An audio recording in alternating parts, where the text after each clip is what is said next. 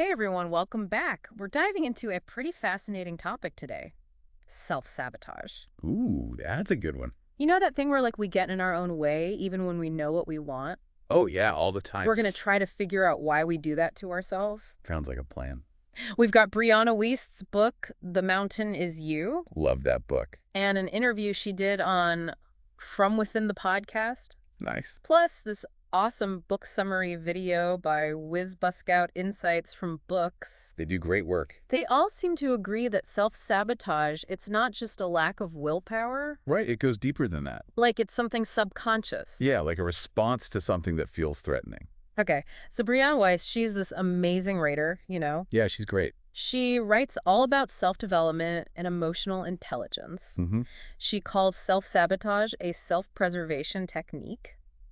Interesting. It's like what we consciously want clashes with what our unconscious mind thinks we need. We misinterpret it, We think it's laziness or just being confused, but really it's rooted in our past experiences and beliefs. So even if you want financial stability, Right. but keep making choices that totally mess that up. Could be self-sabotage right there. Weiss gives this great example in her book. Oh, yeah. Lots of people consciously want financial stability, Makes sense. but then unconsciously, Yeah. they've got these negative beliefs about money. Yeah, like money is bad or something. Yes, exactly. You don't deserve it. And that holds them back. It creates a conflict. It's like this worthiness thing It comes up a lot, huh? all the time. It's a core wound. It really is like a root cause of so much self-sabotage. Totally. It reminds me of this thing Weiss says about judging successful women. Ooh, I know what you're going to say. Someone seems to have it all. Career, family, happiness. Yeah. Instead of feeling inspired, we look for their flaws. Like they don't deserve it. It's like we're trying to convince ourselves Yeah. that they don't actually deserve their success. Yeah. To make us feel better. Right. Makes us feel less unworthy. And Weiss says the way we judge others becomes how we judge ourselves. It's like we trap ourselves. We do. And then there's this meta-perception thing she talks about. Oh, yeah, constantly worrying about how others see you. Exhausting. Totally. And you miss out on real connection because of it. She uses the example of makeup. Like a mask. Yeah, literally and metaphorically. I do that. Managing how others see me instead of just being me. So how do we stop doing that? Well, Weist has this idea. Okay. Practice appreciation. Instead of judging. Yeah, find genuine admiration for those succeeding. So shifting from judgment to appreciation can help. It can help us break free from those feelings of unworthiness. Because when we appreciate others' successes, Yeah. it makes it more possible for us to achieve those things too. Like giving ourselves permission to succeed. Exactly. This is deep stuff. It is heavy. Unworthiness, masks, self-sabotage. Yeah, but Weist also talks about emotions, particularly anger, how that relates to self-sabotage. People see anger as a bad thing, Something to hide away.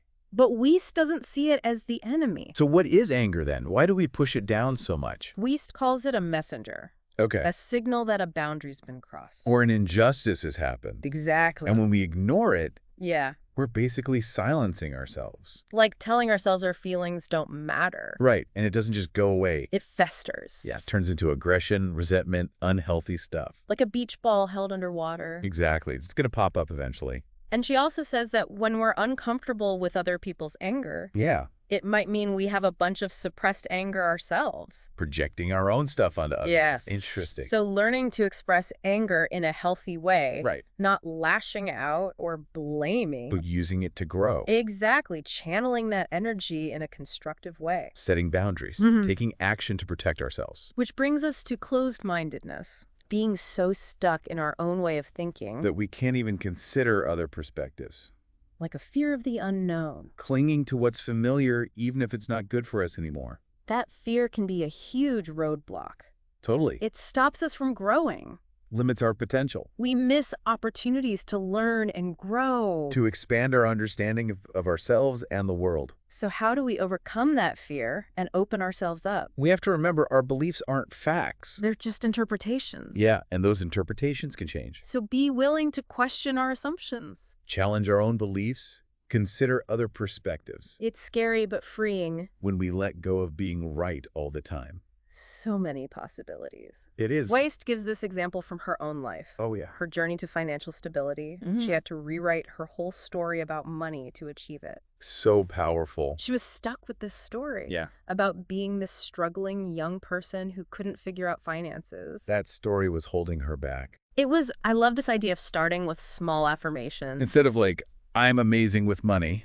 Which can be overwhelming. Told you. You start with, I'm willing to learn how to become financially stable. Much gentler. It takes the pressure off. It's like training for a marathon. You don't start by running 26 miles. You gradually build up to it. Exactly, so it feels less daunting. More achievable. And as you get those small wins, You build confidence. you get momentum. It's like a self-fulfilling prophecy. Speaking of journeys, Yes. Wiest talks about chasing happiness in the future. The classic, I'll be happy when. Drat. Right, like, when I have X, then I'll be happy. Boy, I'll fall for it. She tells the story about her friend. Okay. This friend who achieved financial security, Yeah. but was still unhappy. Wow. Wiest says the person we are today Right. is the same person who will experience those future successes. So if we're not happy now, getting those things won't make us happy. Exactly. The inner work needs to happen now. The gratitude, the self-acceptance, the simple joys. It's like planting a garden. You can't harvest flowers without nurturing the soil. Powerful reminder to appreciate what we already have. To enjoy the journey, not just the destination. Absolutely. Speaking of enjoying the journey, Yeah. that's a perfect segue to our next topic. Okay. What's that? Reframing failure as a stepping stone. Oh, that's a good one because there will be stumbles along the way. There will be, but those stumbles don't have to define us. You know? So it's like seeing failure as a portal Yeah. to growth and learning. Instead of this scary monster. Right. And Wiest talks about the fear of failure too. Yeah, okay. Like if we accept ourselves and really know we're worthy, Yeah. failure doesn't have that same grip on us anymore. I get that. It's like once you realize you've already won Yeah. just by being you, the fear of losing isn't as intense. That's a great way to put it. Wiest uses this analogy Oh, yeah. about a gymnastics trophy. Okay. You get the trophy just for showing up, participating. The trying your best part, that comes after. It's like you said, living on bonus time. Exactly. When you've been through tough stuff and come out the other side, It changes your perspective. you start to see life with gratitude. Yeah. Like, hey, I'm still here. Might as well make the most of it. And in today's world, winning is easier than ever. So much opportunity, so much access. But we get in our own way. Yeah, with self-doubt, those limiting beliefs, fear of failure. So how do we stop doing that? How do we actually live on bonus time? Wiest says, simplify your desires. Interesting. She's noticed something in her work. What's that? People's true desires, they're often pretty simple. We chase after all this stuff, money, status. All that external stuff. But deep down, we crave those basic human needs. Love, meaningful work, just enjoying life. It's like those bigger desires. The inflated ones. Yeah, they're trying to fill a void. A void that can only be filled by those simpler needs. Like chasing external validation because we haven't found it within. So, asking ourselves, what brings me genuine joy, might surprise us. The answer might be simpler than you think. You mentioned earlier about rewriting our stories. To overcome self-sabotage. And we got to figure out those narratives that are holding us back. Identify them, then consciously create new ones. New stories that match our true desires and our worthiness. And it doesn't have to be this huge, overwhelming rewrite. Right, like baby steps. Exactly. Wiest says, instead of forcing ourselves to believe, I'm amazing. Which can feel fake. It can. We can start with, I'm willing to learn how to be amazing. That subtle shift in language is huge. Takes the pressure off. Makes it more gentle, more curious. Instead of feeling like we have to have it all figured out right now. And it's more believable. Right. But when we admit we're on a journey, still learning and growing, Yeah.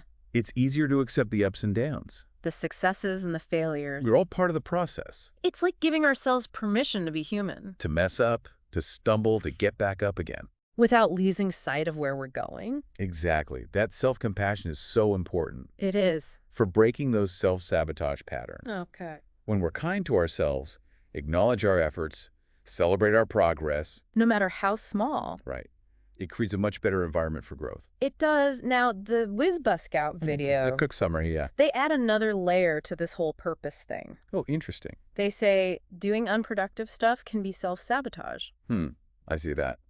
And finding our purpose can help us stop doing those things. Like when we're not sure where we're going? We get lost in distraction. Yeah, things that don't really matter. They also talk about introspection. Taking that time to look inward Yeah, things like meditation, visualization, helps us connect with ourselves. and figure out our purpose. It's different for everyone.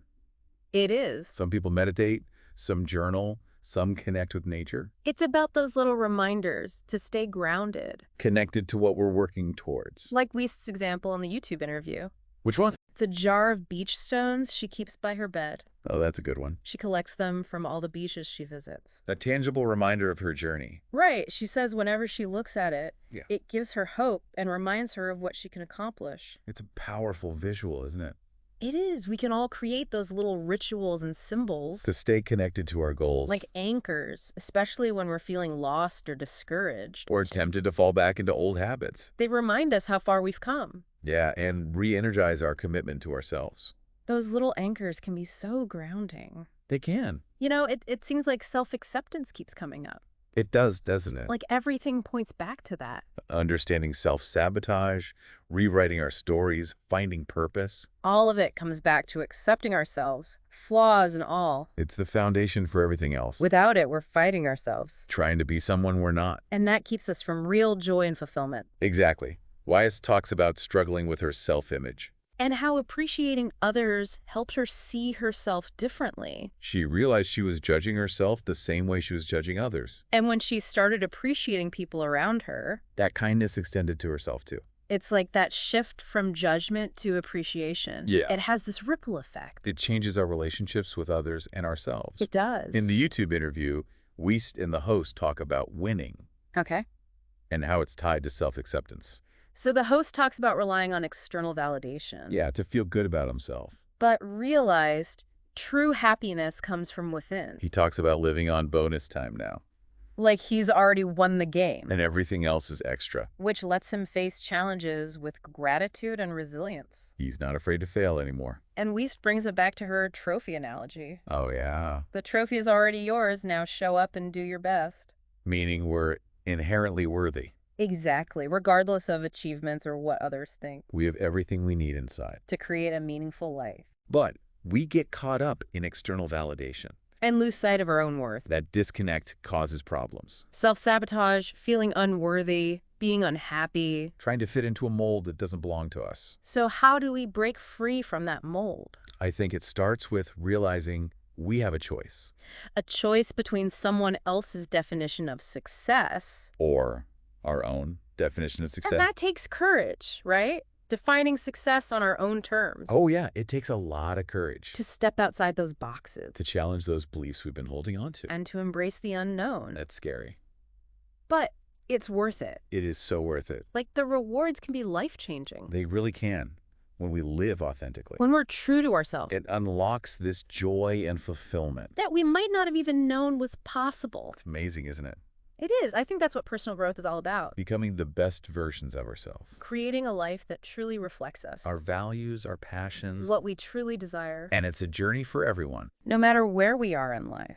It's not about perfection. It's about evolving. Always learning, always growing. Expanding how we see things. Deepening our connection to ourselves and the world. And a big part of that is recognizing those self-sabotaging patterns. Right, those things we do that get in our own way. Financially and relationships, letting fear hold us back. It all comes from those deeper beliefs and fears. The ones we might not even realize are there. So how do we uncover those hidden things? Witness have a suggestion. Okay, I'm listening. Pay attention to how you act when things get stressful. When you're under pressure. Yeah, that's when those subconscious patterns pop up. Makes sense. The Wiz Bust Out video, they point out some specific behaviors. Oh, like what? Procrastination, needing everything to be perfect. Spending time on things that don't matter. They all count. They also talk about managing our emotions. Which is key for overcoming self-sabotage. They have this 4-step process. For handling those tough emotions. Yeah. First, you got to figure out what you're feeling. Okay, name it. Then allow yourself to feel it. No judgment. Exactly. Then try to understand why you're feeling that way. Get to the root of it. And finally, think about how to respond in the best way.